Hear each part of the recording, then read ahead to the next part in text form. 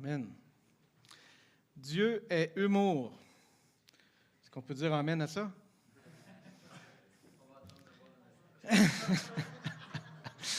On est fait à son image. Fait que moi, je dirais que oui, Dieu est humour. Je me suis donné le privilège de parler de ce sujet-là. Je ne sais pas c'est quand la dernière fois que vous avez entendu un message là-dessus. Ça ne devait pas être récent. C'est vraiment intéressant. Premièrement, j'ai voulu commencer par une bonne blague, puis je l'ai coupé au montage. Parce que je me suis rendu compte que ça n'édifiait pas. C'est dur aujourd'hui de raconter des blagues sans que ça vise quelqu'un ou détruise quelqu'un ou un groupe de personnes ou que ça ne soit pas vulgaire. Fait que j'ai décidé de ne pas la faire. Puis, première application, c'est pas toujours nécessaire de faire des blagues.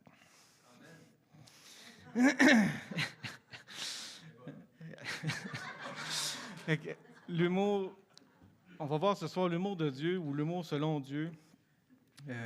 Ça fait des années que j'y pensais à ça parce que, tu sais, on fait nos lectures, puis avec le temps, on lit, on relit, puis on voit des passages des fois qui...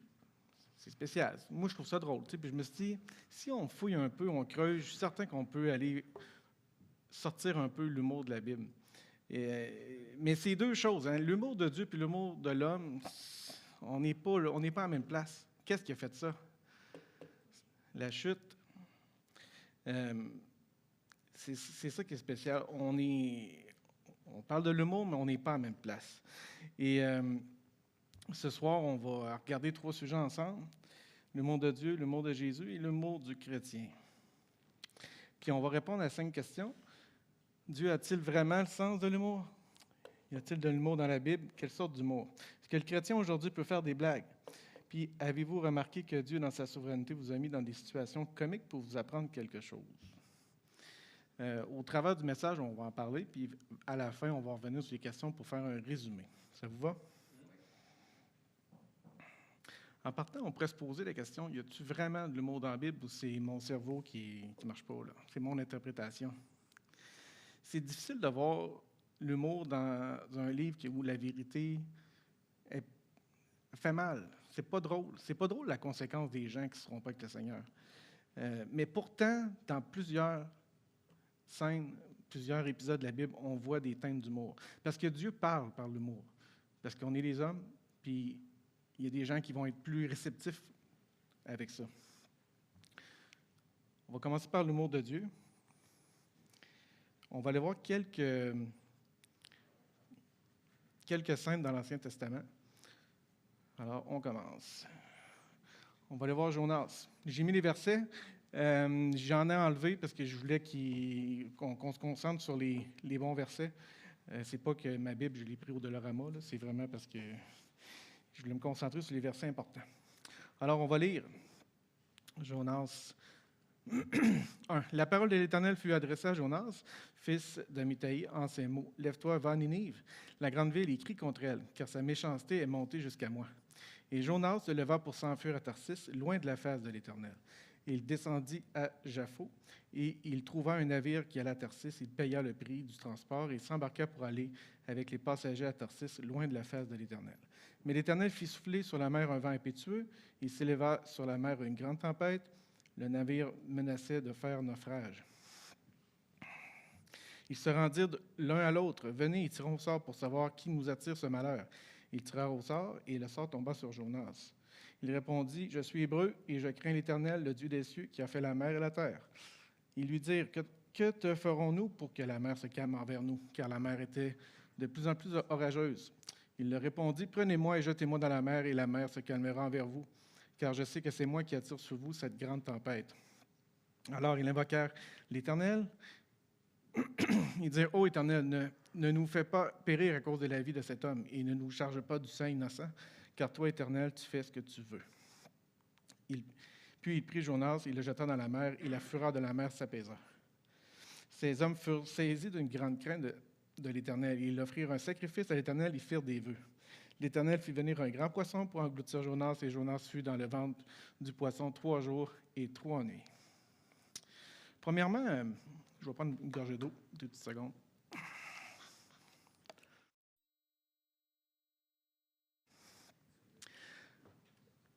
Dieu va mettre Jonas dans une situation assez inconfortable. Il faut qu'il y ait un Nénive à annoncer la bonne nouvelle, mais ça, il ne tente pas.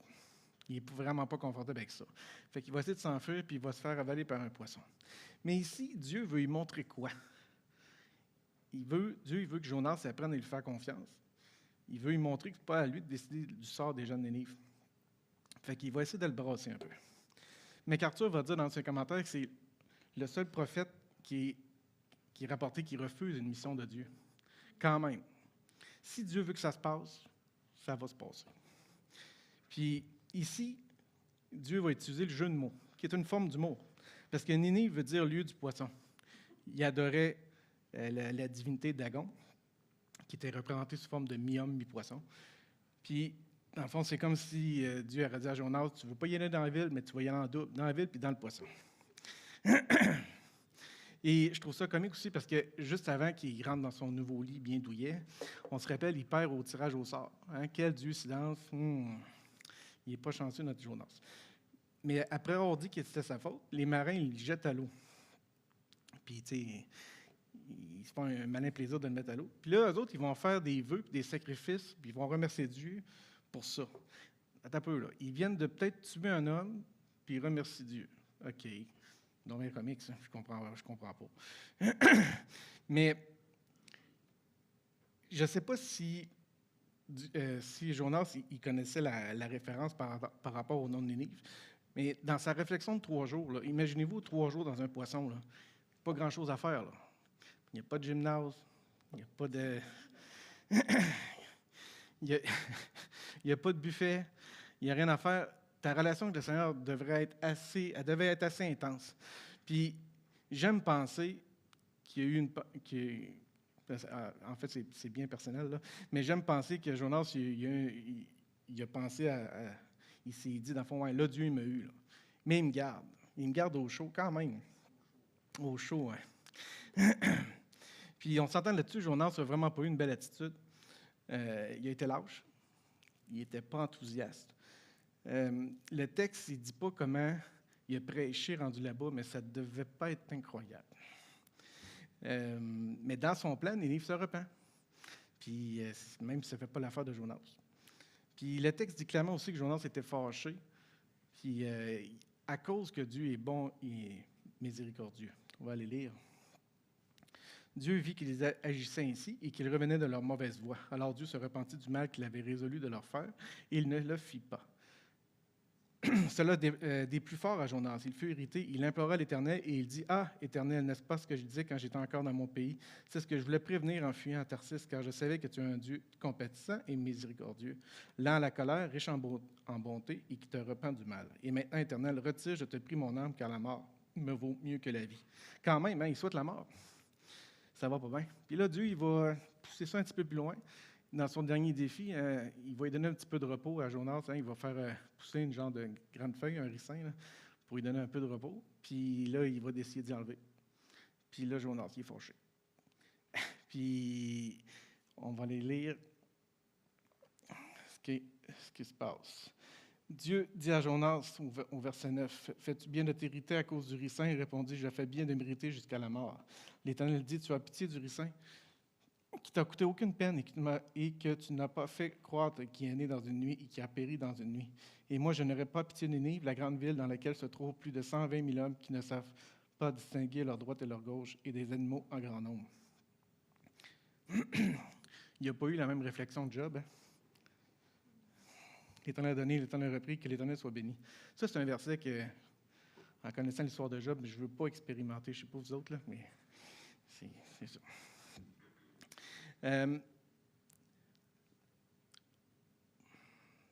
En résumé, dans le fond, Jonas a eu une attitude très humaine. Mais il a eu le privilège de parler à Dieu mano-mano. C'est vraiment quand même une grâce incroyable. C'est pas tout le monde qui a eu ce privilège-là. Puis, tu sais, tu te fais donner une mission par Dieu, qu'est-ce qui peut arriver? Mais tu sais, sa mission était difficile, là, on s'entend. Là. Tu sais, aujourd'hui, mettons, Bruno, tu te fais envoyer en Somalie prêcher. C'est moyen, hein? Tu y vas-tu? Ouais. C'est ça. Je ne sais pas si on peut comparer ou non, mais l'affaire, c'est que quand Dieu te demande quelque chose, je pense il faut le faire, puis il va t'accompagner là-dedans, puis il faut croire qu'il est là aussi pour nous accompagner. Ça prend la foi. Puis, tu sais, à première vue, cette histoire-là est quand même assez triste parce que, tu sais, Jonas, il n'a pas passé un bon quart d'heure. Mais quand même, Dieu a utilisé le jeu de mots ici pour essayer de parler à son prophète. Puis, tout en prenant soin de ramener les gens de Ninive. Fait qu'il a montré sa souveraineté, Dieu, dans une situation qui n'était pas favorable à un bon dénouement selon l'homme. Continue. La statue de Dagon. 1 Samuel 5. Verset 2. Après s'être emparé de l'arche de Dieu, les Philistins la firent rentrer dans la maison de Dagon et la placèrent à côté de Dagon. Le lendemain, les Asdoniens qui s'étaient levés de bon matin trouvèrent Dagon étendu la face contre terre devant l'arche de l'Éternel. Ils prirent Dagon et le remirent à sa place. Le lendemain encore, s'étant levés de bon matin, ils trouvèrent Dagon étendu la face contre terre devant l'arche de l'Éternel.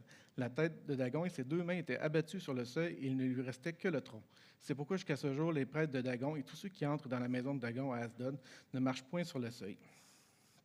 Dagon ici est une divinité assez connue dans cette contrée-là. C'est dans le même temple aussi que Samson va se sacrifier là, avec les colonnes. Si on récapitule au verset 2, les Philistins vont mettre l'arche à côté de la statue de Dagon. Puis là, le lendemain matin, ils se lèvent, puis là, la statue de Dagon est face contre terre devant l'arche. Fait que là, c'est comme si Dieu vient mettre leur Dieu prosterné devant le maître de l'univers. C'est quand même pas rien. Je ne sais pas si les Asdoniens se sont posé la question, ouais, y a-tu vanté bien hier? Je ne sais pas, mais une statue, ça ne tombe pas de même. Hein? Puis, elle n'est pas juste tombée. Elle est placée devant l'arche face contre terre. C'est quand même pas rien. Là. Puis, fait que là, ils vont quand même essayer de la replacer. Je ne sais pas combien de temps ça prend de faire ça, mais en tout cas, peu importe. Puis là, ils s'enlèvent le lendemain matin encore, puis la statue est encore prosternée encore devant, mais là, la tête et les mains sont coupées. La signification est quand même assez intéressante parce que la tête représente la sagesse, les mains, les instruments d'action. Fait que là, c'est comme si leur divinité, il n'y avait ni la force ni la sagesse de défendre ses adorateurs. Tu sais, Dieu ici, il va s'amuser un peu avec comme un échiquier. Tu sais, on ne peut pas se mettre à la place de Dieu, mais mettons qu'on est souverain surtout, puis on voit des petits humains adorer d'autres choses que lui. Moi aussi, je pense que je m'amuserais. Mais ici, là, le message est assez clair, c'est que sa gloire ne revienne à personne d'autre. On va aller lire Isaïe 48, 11. C'est pour l'amour de moi que je veux agir, car comment mon nom serait-il profané? Je ne donnerai pas ma gloire à un autre. Ici, Dieu va montrer d'une façon un peu comique, il va s'amuser, puis pour montrer la stupidité des hommes à adorer d'autres choses que lui, dans le fond.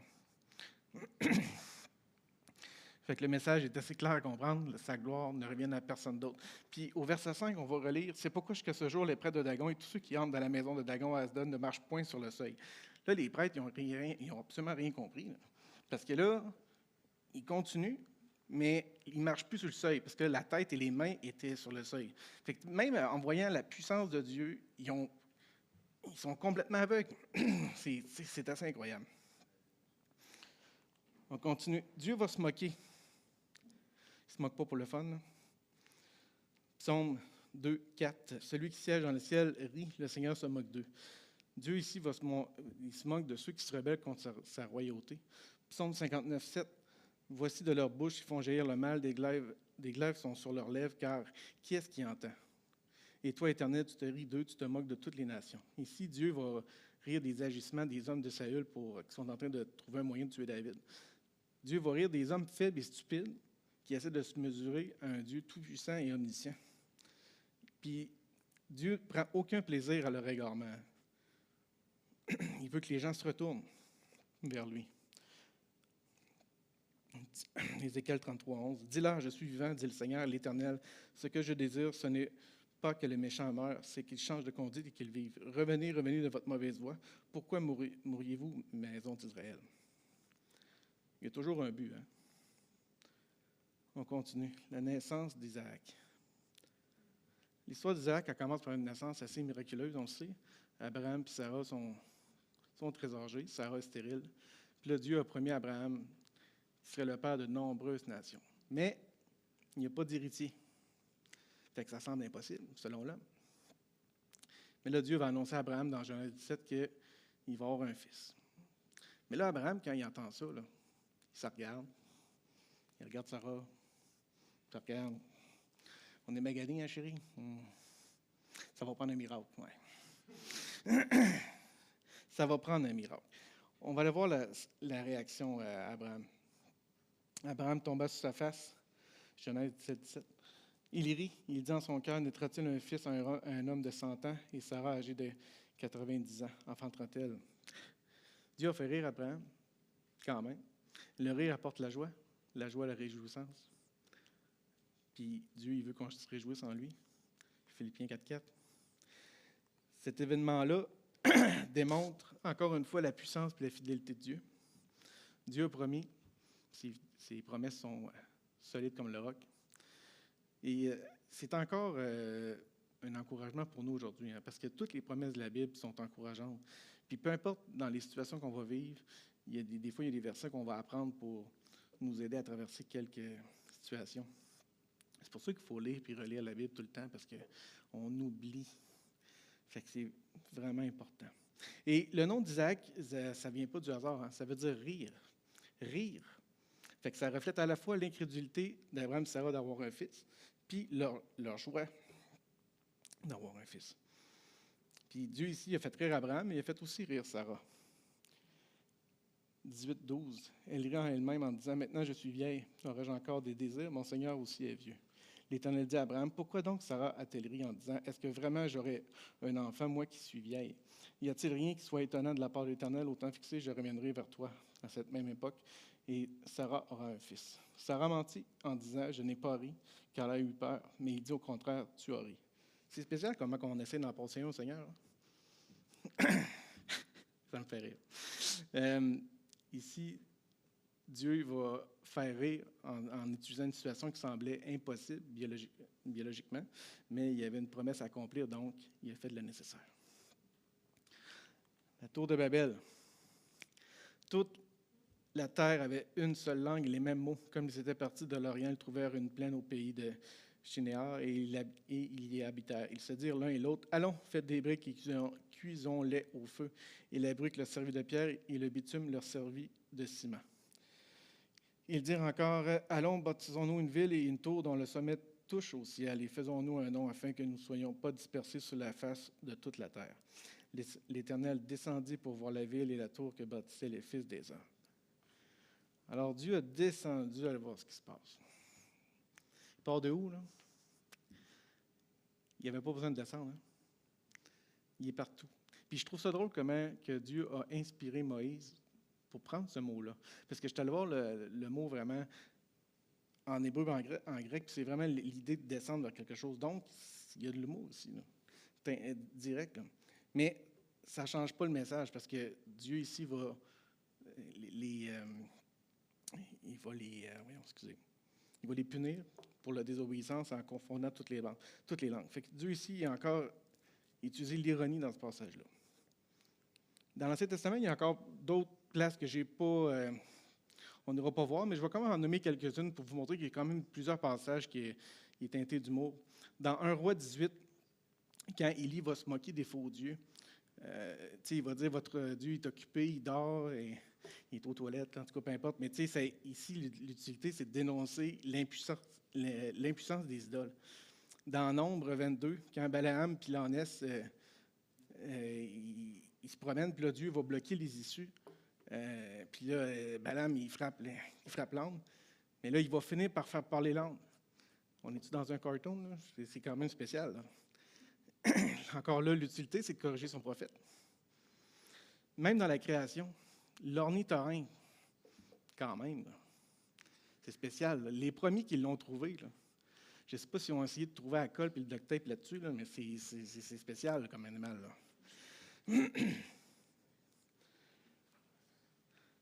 L'humour de Jésus. Est-ce que Jésus avait de l'humour?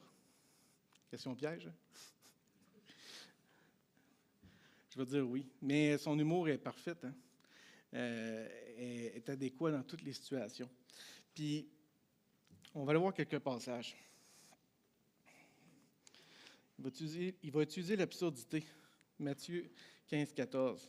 Laissez-les, ce sont des aveugles qui conduisent des aveugles. Si un aveugle conduit un aveugle, ils tomberont tous les deux dans une fosse. Aveugles qui conduisent des aveugles. Ça me fait rire. Moi, je suis un gros fan des films des années 80-90. Je ne sais pas si vous vous en souvenez, là, des pilotes en l'air ou l'agent fait la farce.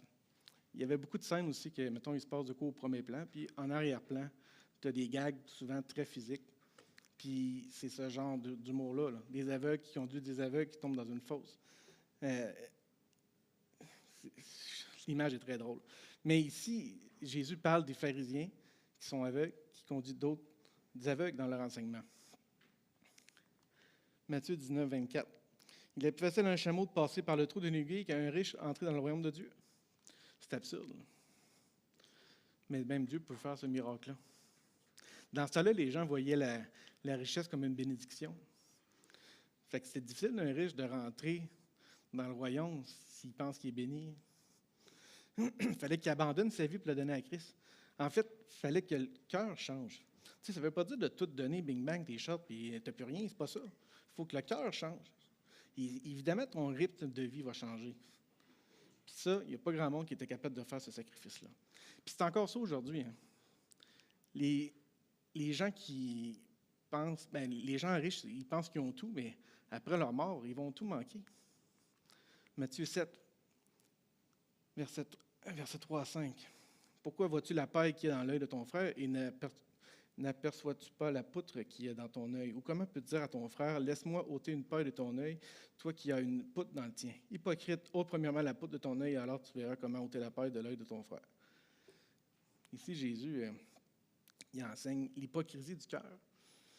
Puis il va prendre cet exemple-là qui est exagéré. C'est de l'humour. Parce que justement, c'est trop exagéré. Puis Jésus, il arrête des fois. Hein, il traite d'hypocrite ou dans d'autres scènes, une race de vipères. Ça me fait mal. Mais peu importe, ses paroles sont dans la vérité. Puis il veut nous enseigner. Fait que des fois, il va prendre des mots plus forts que d'autres. Il veut que le message passe. Hein.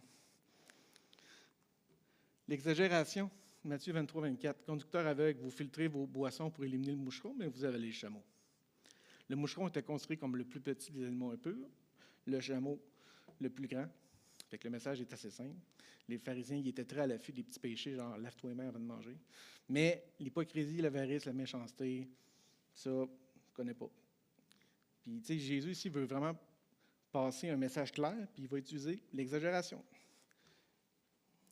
Il va se moquer aussi, gentiment, quand il parle à Nicodème.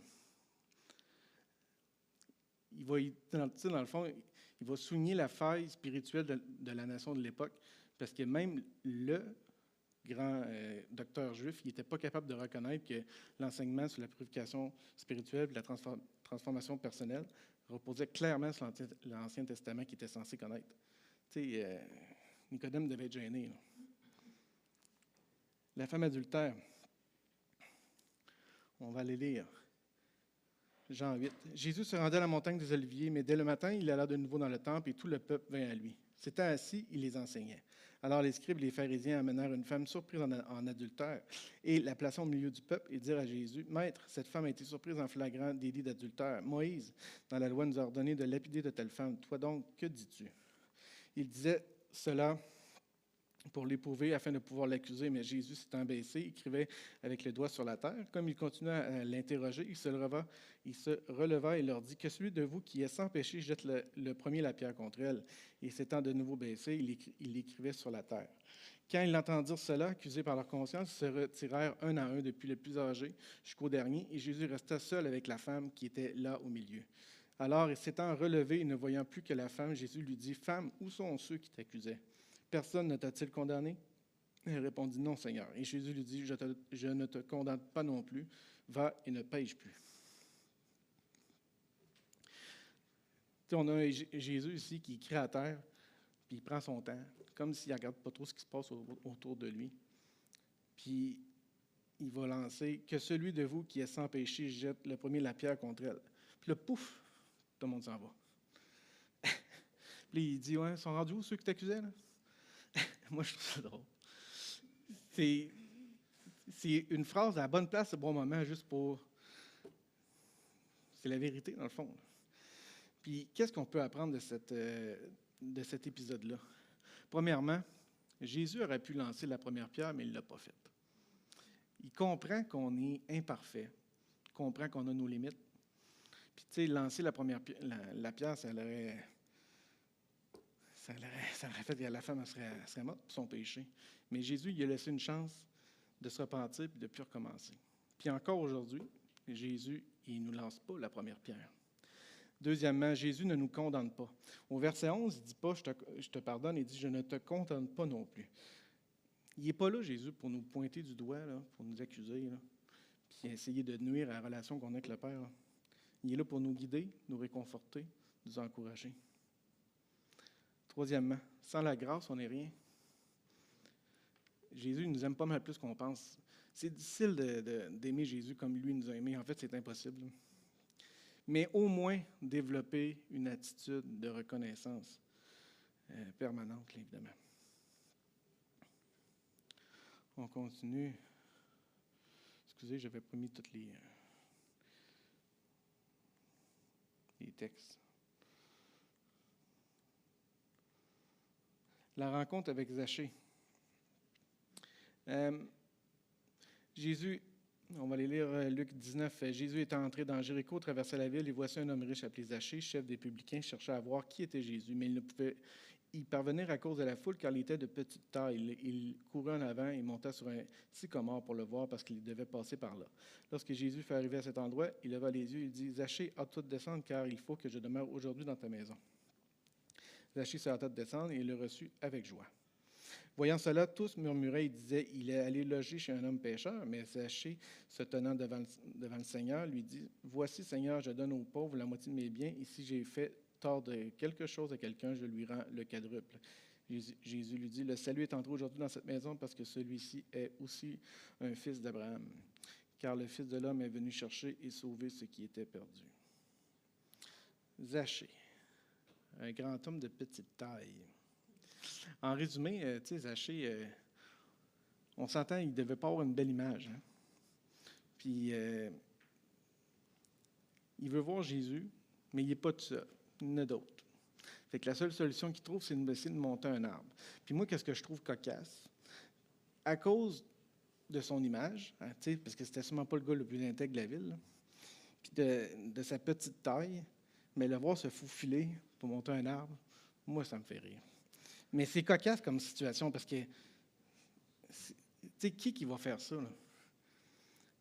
Mais ici, là, ça prend beaucoup de courage et d'humilité pour faire ce que Zachée a fait. Parce que Dieu est en train de faire une œuvre en lui, là. Puis Jésus va le remarquer, puis il va s'inviter chez eux. C'est quand même spécial, hein, parce qu'après tout ce que Zachée a fait, Jésus s'invite. Je trouve ça incroyable. Quelle grâce! En conclusion, pour Jésus, il va utiliser des paraboles exagérées, absurdes, pour qu'on se fasse des images très, très fortes dans nos têtes, hein, pour nous enseigner.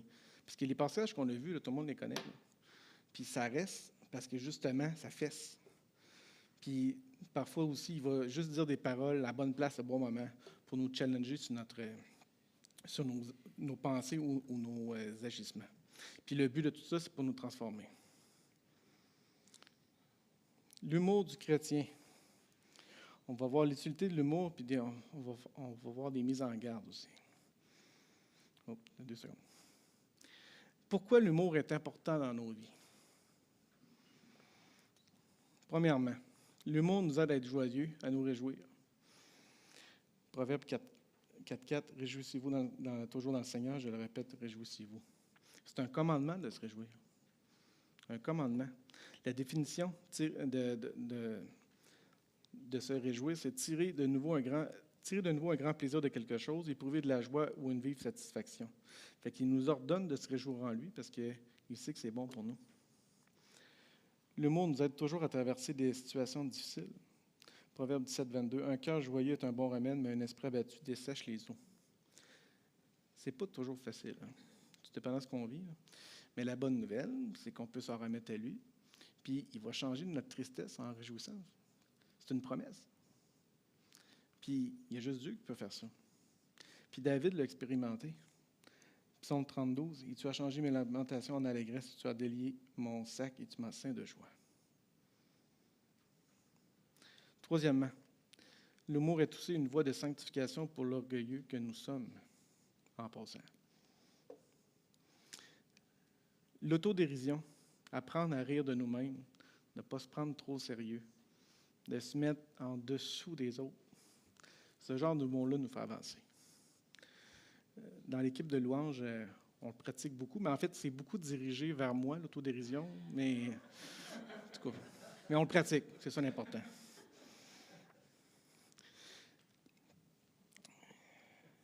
Proverbe 29, 23, « L'orgueil d'un homme l'abaisse, mais celui qui est humble d'esprit obtient la gloire. » Maintenant, je vais vous donner des mises en garde.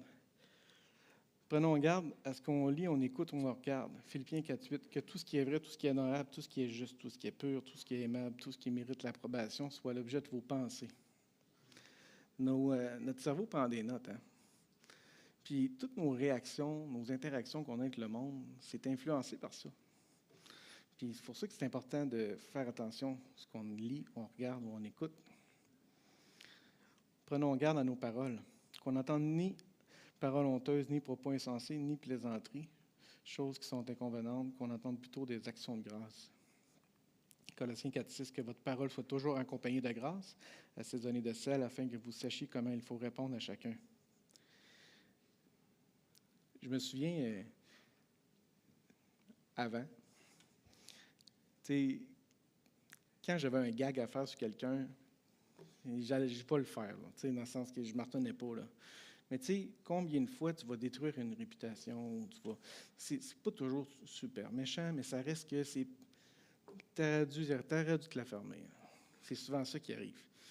Mais c'est le fun parce qu'aujourd'hui, quand il y a des situations qui arrivent qu'on va rire de quelqu'un ou au travail ou peu importe.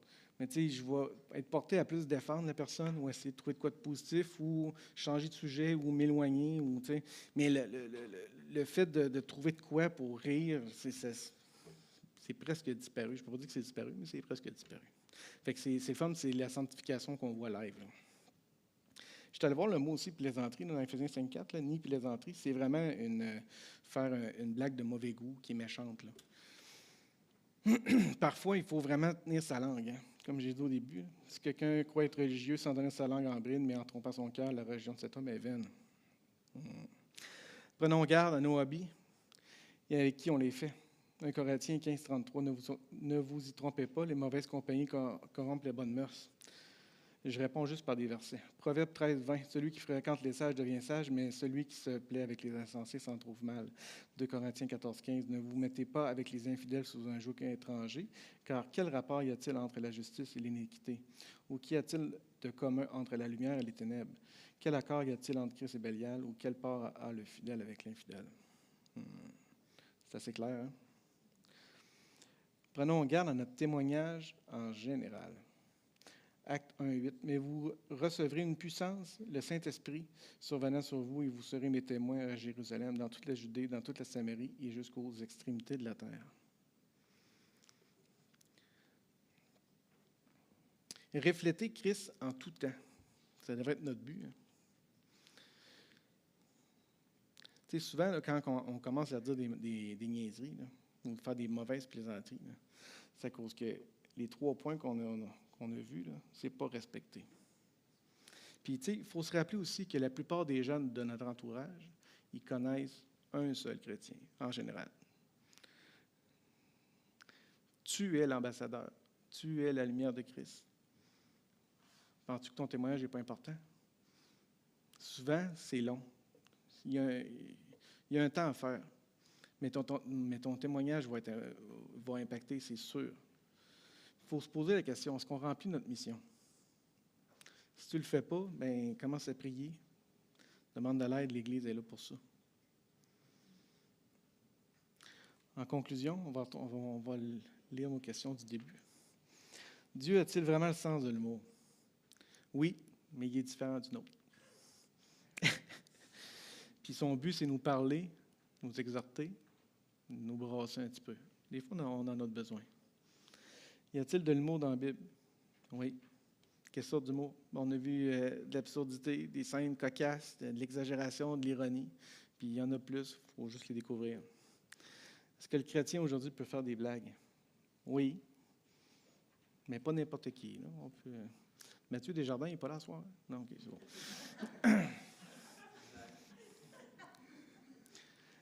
Avez-vous remarqué que Dieu, dans sa souveraineté, vous a mis dans des situations comiques pour vous apprendre quelque chose? Pensez-y, des fois, il ne pense pas, mais Dieu nous parle au quotidien avec l'humour. En résumé, si on veut que notre humour soit agréé par Dieu, ce n'est pas compliqué. Ça va te prendre beaucoup d'amour dans ton humour. On va prier. Merci Seigneur encore pour ce message ce soir. On a appris une autre facette de ta personnalité. On est reconnaissant de tout ce que tu fais, tout ce que tu as fait et tout ce que tu vas faire. Et bénis encore ce temps ce soir. Et tout pour ta gloire et ton avancement. Au nom de ton Fils. Amen. Merci. Merci, Maxime.